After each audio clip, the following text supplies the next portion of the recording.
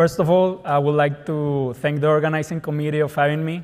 It is really an honor to share the floor with all these amazing speakers that we've enjoyed for the last days. So today I'm going to talk to you a little bit about the big challenge, and I'm going actually to focus on some opportunities we have identified on how can we actually mathematically model this complex phenomena of metal additive manufacturing. So I would like to start by briefly describing selective laser melting. This is a laser-based powder bed fusion process for metal additive manufacturing of pieces of high geometrical complexity. So we start by depositing an homogeneous layer of powder, followed by an incident laser as a heat source, which melts the metallic powder, and the final component is built in an iterative manner, followed by the lowering of the build platform. So this is a phenomena where a lot of processes and sub-processes occurs simultaneously. When the laser as a heat source strikes the powder bed, a fraction of the energy is absorbed and the rest is scattered.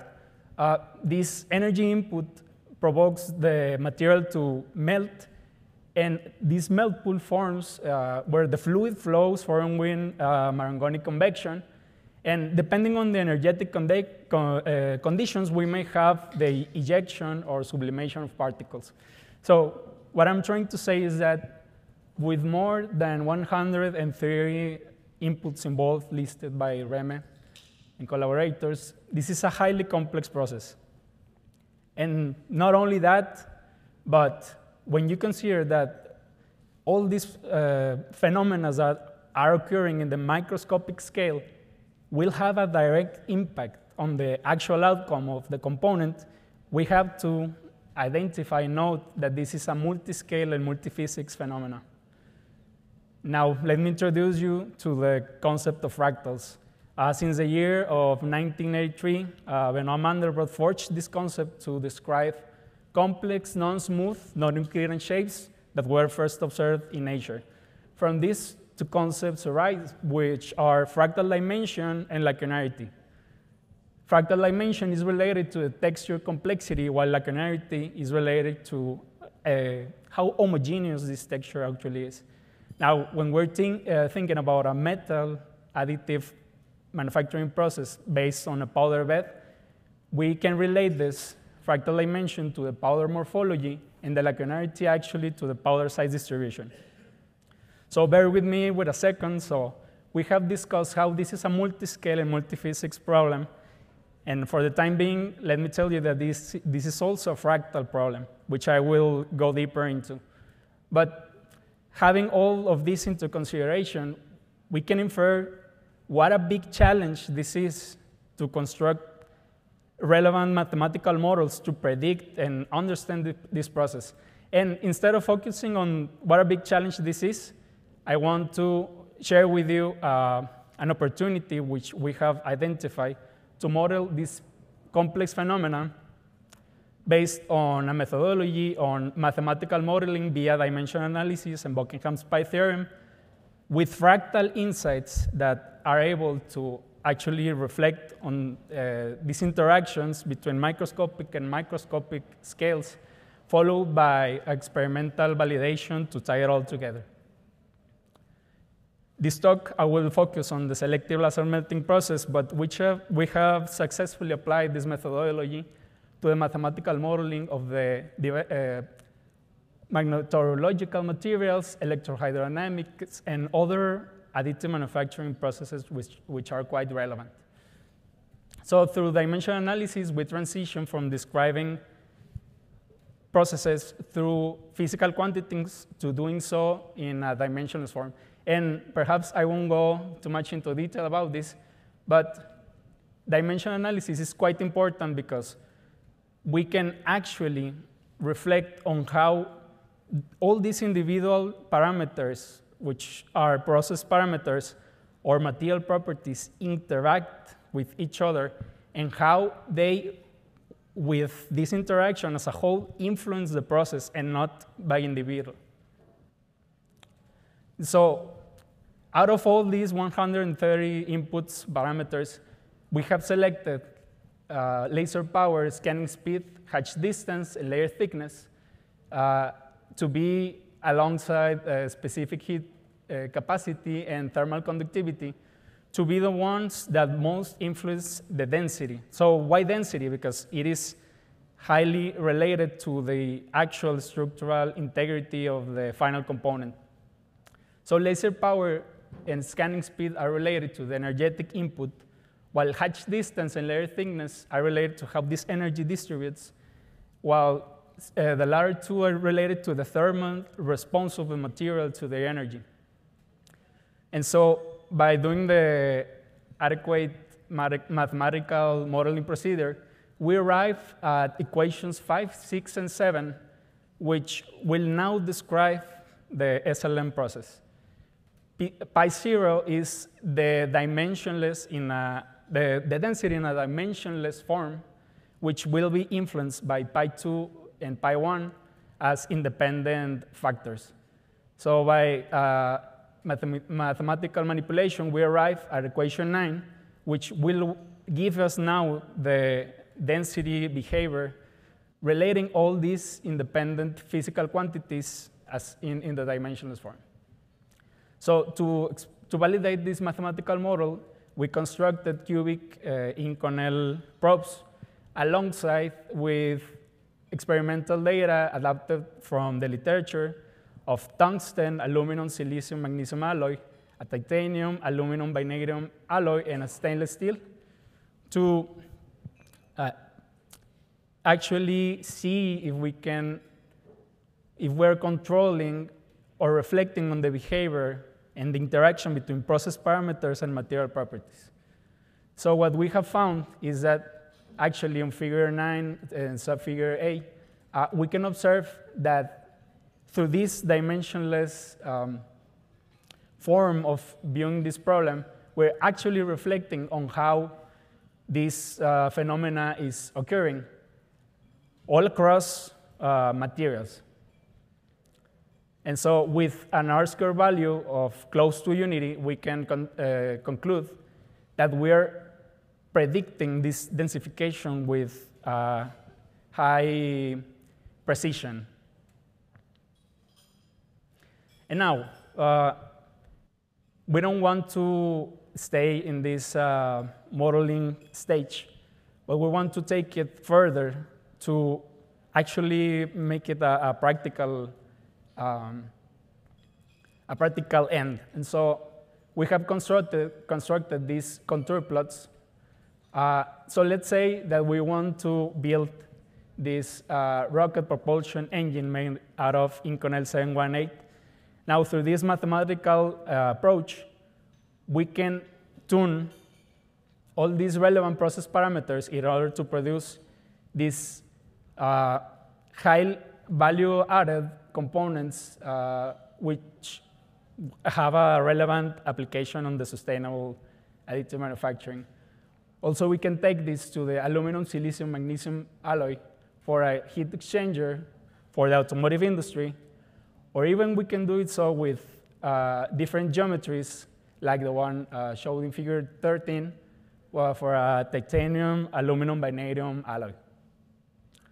So we have produced this mathematical analytical tool, to actually tune these relevant process parameters for the production of these lightweighting structures for sustainable manufacturing. And now, I want to go back to how fractals related to metal additive manufacturing.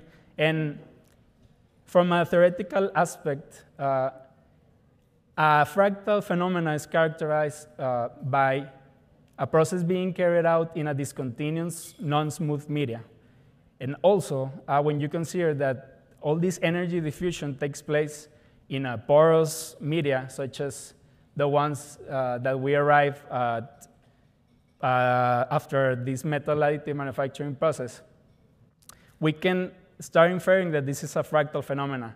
Nonetheless, we notice something fascinating and that has been commonly overlooked. When we looked at scanning electron microscopy images of the powder, which is assumed to resemble the metallic powder bed, we noticed something fascinating, a fractal pattern. So intrigued by this finding, we took these scanning electron microscopy images of the working materials and quantified its complexity through the concept of fractal dimension in order to assess if we can actually see if these fractal structures have an influence on the final outcome of the process. We also quantified its linearity to assess its homogeneity. And what we found was that all these fractal structures actually have a relevant impact on the final outcome of the process. We can see that with higher fractal dimension, better densification is achieved. This is related when we consider that this fractal dimension has a lot to do with the texture complexity, and taking it to a metallic additive manufacturing process, we can see how this fractal dimension is tightly related to the powder morphology. Also, better densification is achieved with lower linearity, which making it related to the texture homogeneity, we can infer how we will want a wider powder size distribution for the process. And not only that, but we have found that these fractal considerations reflect on the mathematical models we have constructed when we consider that this fractal dimension is really close to the alpha exponent being calculated by traditional numerical methods, which gives this mathematical model a physical context for these exponents that rise on dimensional analysis. So we have provided an aid on how to tune these relevant process parameters in order to produce sustainable light-wearing structures for a lot of applications of different industries we have seen for the aerospace, and automotive, and biomedical industries. And another opportunity we have noticed is the fractal nature of selective laser melting, identifying how these fractal structures have actually an impact on the attained densification. And one of the biggest opportunities is that nowadays most FEM and mathematical approaches to modeling this process are based on assumptions of continuous smooth media, which are actually not valid for the process of selective laser melting.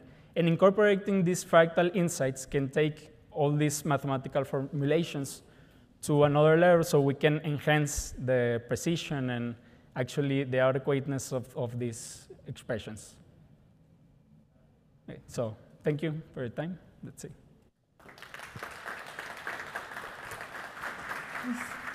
Thank you, Jorge. We have a question for our virtual audience. It says, it could be possible to use AI to make your mathematical model more faster to develop, because you could use a 3D scan of a piece you printed and then compare it with the digital model. Yeah, so this is actually quite interesting and work that we're actually embarking on. In these days, we have seen what a big tool the AI and machine learning is for, and we have to take advantage of it. And in the research group, we're already using neural networks for predicting this process. And this is actually a really good complement between two mathematical approaches to tackle this big challenge. So through dimensional analysis, we get a notion on these physical interactions so we can further understand the process. And through neural networks, we have a faster approach, but I think that both of them combined are a really interesting outlook to have in the future. And as Dr. Ahmed has mentioned, all these trends with digital twins and online monitoring and tuning, it's quite relevant. Thank you. Another question here of the audience. Over there, thank you, Dr. Chaires. Thank you. Interesting application of fractals and dimensionality. But you know, using power laws could be a little bit complicated in terms of parametric sensitiveness. You know, if something will change small in alpha or beta, will produce a very fast decrease of quality approximation. Have you considered that process or that problem that can appear in your modeling strategy? I think I didn't get the question. Could you please? Yeah, you know, parametric sensitiveness is how your model will respond to the modification of alpha, beta, P1, P2. So in your model, you get very good approximation in the result. But if something in the experiment will change a little bit, maybe this alpha will not so, or beta will be not so effective to reproduce what happened in the model because it's not quite sensitive. So have you experienced that in your modeling strategy? Yeah, so this is something that I overlooked to mention. The calculated alpha, beta values, and also the C value is constrained to a working range of in the dimensionless form.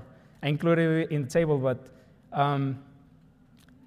what I have seen, and in this presentation, I only include 5 materials, right? But I have in my database a quite substantial amount of different materials and different authors that tackle the same materials. And what I have seen is that those exponents actually relate quite nicely to the material and the process parameters. So yeah, regarding the consideration that a small modification on these fitting parameters can turn the mathematical model off, let's say, what I have seen is that they don't vary a lot, which points me in the direction that we are actually reflecting on how these process parameters and material properties interact, and that they reflect on those exponents.